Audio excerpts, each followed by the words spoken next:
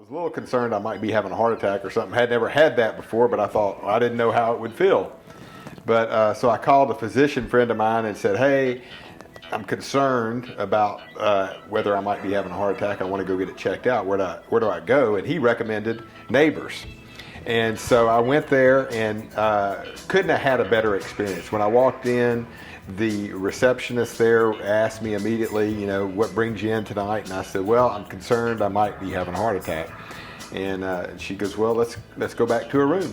And so they immediately took me back there, and there was one of the ER techs, I guess, came in and started asking questions, and they immediately hooked up some like an EKG, I guess, machine to be checking on my heart, and they did some lab work, took some blood, and they just, you know, they gave concierge service. I mean, it was very nice. The room was very nice. My wife was with me, had a big TV in there. I mean, it was like almost being at home. Real comfortable. They got me on an IV. It turns out that I wasn't having a heart attack, thank God, but they were able to, you know, I guess through the EKG and also some blood work, but I was dehydrated, so they gave me an IV and they found out I had the flu.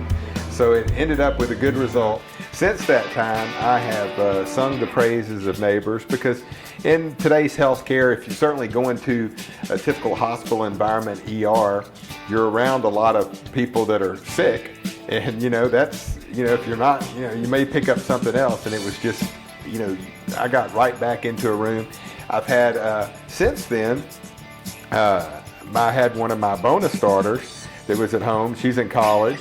She was sick and been throwing up and was dehydrated, and we didn't know what was going on with her, so we took her to Neighbors. And they got her checked out, and it turned out she had the flu. But they'd given her an IV. She had a real good experience. So we've had 2 experiences. I hope we don't have any more anytime soon. But if we need it, I know that I'm going to go to Neighbors because, you know, they have great care.